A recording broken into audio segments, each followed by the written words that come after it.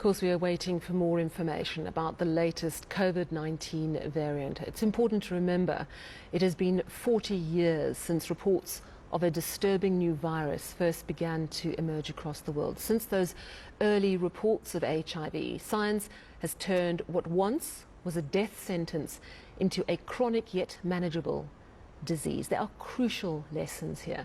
South Africa has been the epicenter of HIV for decades. In fact, 2/3 of the world's HIV patients live in the southern African region. The tireless HIV research has created a firm foundation in science, which has been put to good use today as we tackle COVID-19. In fact, it's why Omicron was so quickly identified by our scientists. Well, I'm joined now by Professor Salim Abdool Karim, not only a key voice in our country as we weather COVID-19, but also director of CAPRISA, the Centre for the AIDS Programme of Research in South Africa. And he has been part of some extraordinary breakthroughs around HIV and AIDS. He joins me now. Prof, it's always such a pleasure to talk to you, and thank you so much for your time. More people are still dying of AIDS-related complications in South Africa than from COVID-19. 2019 estimates, some 72,000 people died of AIDS in South Africa, roughly. If we look at a year of COVID in South Africa from April 2020 to April this year, a conservative figure puts it at around 54,000 deaths. Yes, it's gone higher now. But I wonder, why is COVID centre stage when we still have so many AIDS deaths? Good evening, Sally, and good evening to all the viewers. I think we've, because of the dramatic effects and the overall impact of COVID, it has become center stage. And there's a nice study that was done last year that looked at how, at a global level, people even, have put COVID-19 above their own unemployment, poverty, and so on. It has become such a key issue. So HIV has been pushed into being a sidebar, while the world has focused on COVID. But the reality is that HIV continues to be a major global scourge and remains one of the biggest contributors to overall global mortality. And if you take in our own country, it's estimated that if you take both TB and HIV together, somewhere in the region of around 100,000 cases, deaths in a year, or just below that. And if you take the excess deaths from COVID-19, and you think that most of them are COVID-19, HIV and TB, there are more deaths than COVID-19. And that's, how it is in this country, that we deal with all of these pandemics all together, juggle all the balls, and keep them going. Is it also because, in a way, we have the measure of HIV/AIDS? We have the world's largest treatment program. We know that people who are on the correct medication can manage it and can continue a long and productive life, whereas we have not yet got the measure of COVID-19. We're grappling with Omicron. Just this evening, we're looking at our numbers almost doubling in one 24-hour cycle. Do you think that's the reason why? I think that's part of the reason. I think HIV, when it first came along almost 40 years ago, was exactly in the same situation that we are in COVID today. People were panicked, there were protests in the streets, children couldn't go to school because people were scared of them. I mean, we had all of this mayhem that we dealt with in HIV long ago. We've now come past all of that, and we are now in a situation where we have treatment. It's been made widely available. We don't have a vaccine yet. But the worrying thing is that even though we are doing quite well in increasing treatment coverage, we are seriously lagging in prevention, particularly in Southern Africa. And in Southern Africa, the number one most important group is the high rates of HIV infection in young women. And that, for me, remains a challenge. Every new infection in a young woman is, compromising a life that has so much to offer, children to bear, life to lead. And in the midst of that, HIV infection can be devastating, even though it's a chronic treatable condition. How close are we to getting a vaccine for HIV? Because we know about the 2-month long-acting pre-exposure prophylaxis injection, which basically seems to act like a vaccine. It protects you for 2 months from basically getting it. Am I right? Is that a precursor to the vaccine? No, it's not. It's actually just a long form of, or long-acting form of an antiretroviral.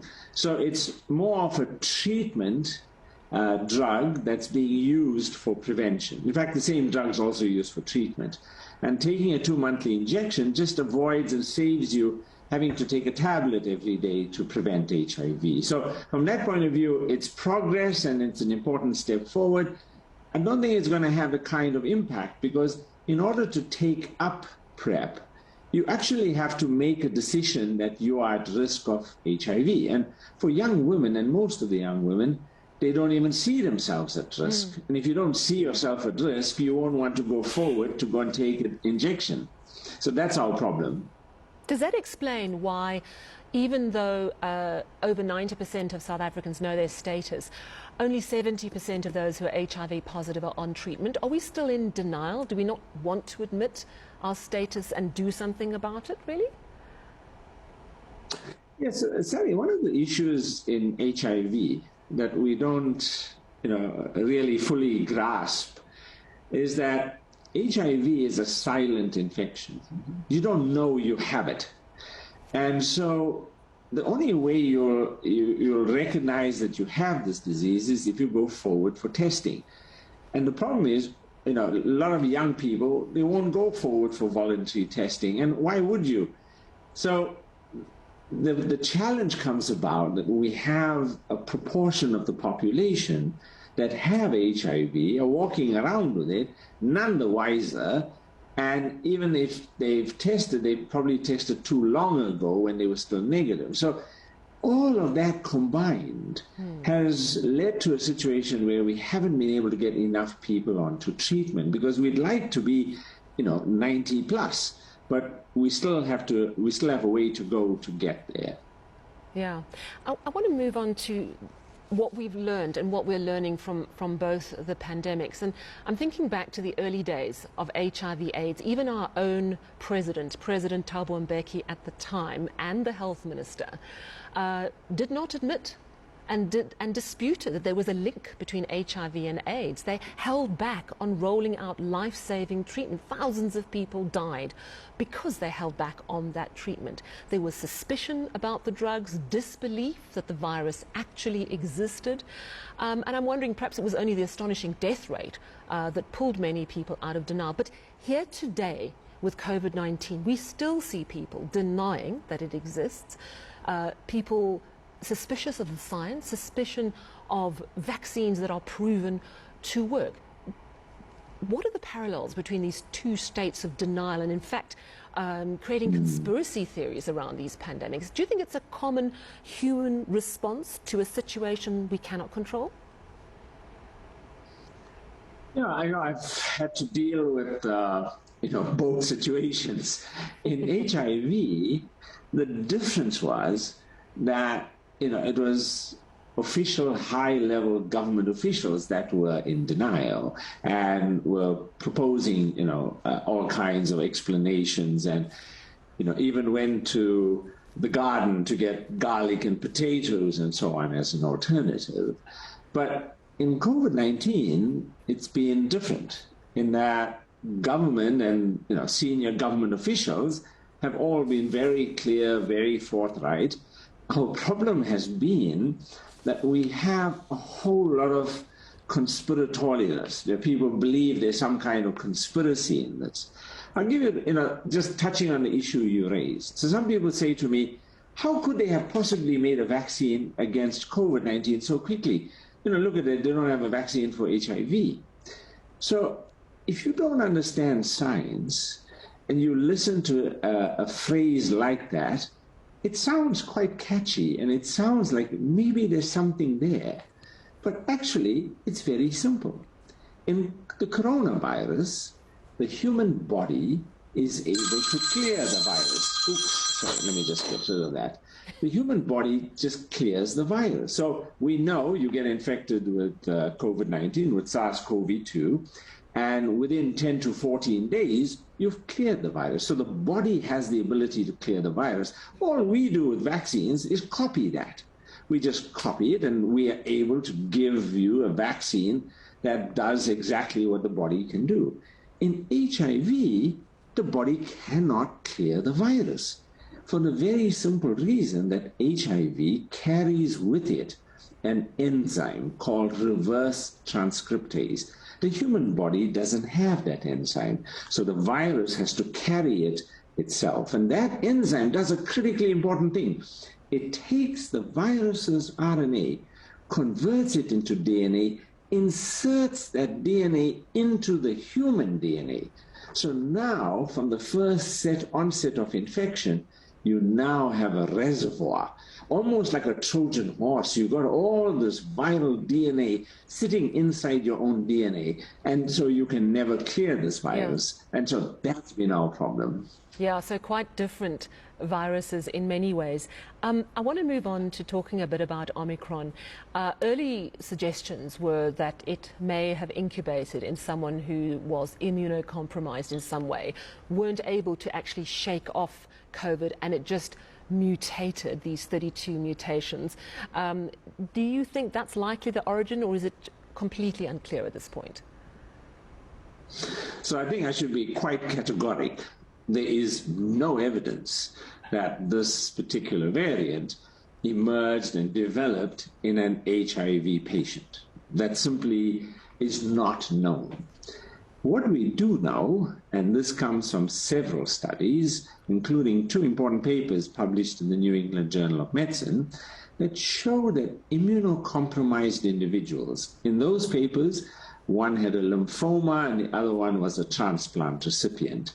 But HIV-positive patients who are uncontrolled, in other words, not on antiretroviral treatment, not virally suppressed, have low CD4 counts, that's a small subset of HIV patients.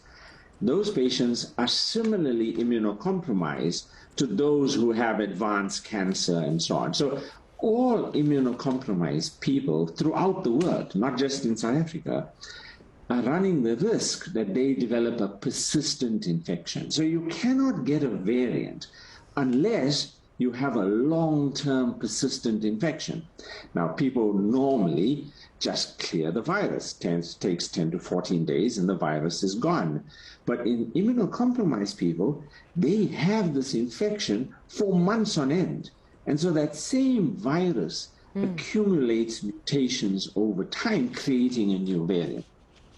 Seems to develop superpowers almost. So I want to ask you, and I know that the science is still out there a little bit, but you certainly at the forefront of knowing what is and isn't certain. Can we say for sure as yet that Omicron is mild? No. Categorically, no. The problem you have is that many of our clinicians on the front lines have been basically saying that, patients with Omicron are presenting in a way that previous COVID-19 patients presented. They've been seeing largely younger people. So I've heard all of those, and they're all important pieces of information that we add to the puzzle. But you cannot go by early data for the very simple reason that severe cases of COVID-19 take long to develop. They only present in week 2, week 3, week 4. So if we go with just the data we have now, we'll come away with the wrong impression. Right. What for me is useful is that the early data are not showing any red flags. So I'm not worried about it. But it's too early to say that this is going to be a mild infection. What about the vaccine? We got some news today from Israel that some testing there shows the vaccines might well still be effective. Can we rely on that? So when we look at vaccine immunity, we have to be very clear that vaccines do 2 separate things. The first is the vaccines prevent primary infection. They prevent you from getting infected at all. And that process and that primary protection, deteriorates over time because of antibodies becoming lower. And different variants can escape that completely or partially. There's a separate outcome that we are interested in, which is severe COVID and hospitalization. And there, the immune responses required to prevent severe disease and hospitalization are somewhat different. They are based on T cells, and so antibody escape doesn't affect T cells to the same extent. So essentially, what we have seen with the other variants is that mild infections can occur. So people who are vaccinated can still get infected and get a mild infection. But the likelihood that they will have severe infection is very low. And how do we know that? Because there have been several studies. The most recent is a terrific study of 8.8 million people in New York State that shows how the three key vaccines that they use, Moderna, Pfizer, and J&J, all are highly protective, 90% plus protective against severe disease. So I'm expecting that even though Omicron is what it is, we will still see low levels and lower rates of severe infections. And then I have to ask you about children and COVID. Yesterday we heard from the head of the ICU at Chris Hani Baragwanath, Dr. Ruda Matiba. She's talking about children as young as 17 being ventilated in a COVID ICU. It's really worrying what she's saying. Obviously, as you say, these are people at the front line. It doesn't necessarily indicate a trend. Two questions on this, though. Should we be considering giving vaccines to children under 12? And do you believe that you're seeing enough evidence that COVID is evolving to target children more seriously? Ultimately, we're going to want to vaccinate everybody. But we need to have a very clear understanding of what the risks and benefits are. And we've assessed that very carefully for the 12 to 17-year-olds. And there the risks and the benefits do pretty well when you talk about a single dose of the Pfizer vaccine, so which is what we are giving. We will be giving a second dose, it's just when the time is right. We are not yet very clear, and we need our regulator to give approval to the half a dose or the lower dose that's being considered for children that are younger. So there's a lot of tweaking that has to be done to get the dose right, because you give too high a dose, you get more side effects, and side effects then counterweigh the benefits. So that has to be very carefully done. So right now, no, I would say our strategy is correct. Focus on those who are 12 and above. But for me, the main thing is our above 60-year-olds. We've got to get them. We need to be 90-plus coverage in that group. Right now, we're about 2/3 coverage. We've got to do better with that group. Are you concerned about children and COVID? One must be careful, because what we are seeing in Omicron is that we're seeing a more highly transmissible virus. So that means that it will spread to lots of people very quickly. So when it spreads to lots of people, you will begin to see more patients who are severe, not because the disease is more severe, but just because that same proportion of severe infections, you now got many more people coming at the same time. It's a concertinaing, you're collapsing the time frame. So a lot of people come very quickly, and that's what happens in COVID. So you need to slow it down. And to slow it down, you give the hospitals a break so that they're not facing that many patients.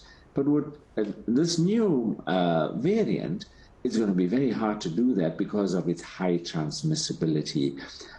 That's not an indication right now to panic or to take an overreaction. We just need to calm down. We've got to focus on the things that we know help. Vaccination, our public health measures of masks and social distancing and preferring outdoor spaces, those will help us slow the virus down. I have to ask you one last question, which in a way ties it all together. You've been dealing with HIV/AIDS for decades. You've been also at the forefront of trying to deal with COVID-19 and all the uncertainty it holds.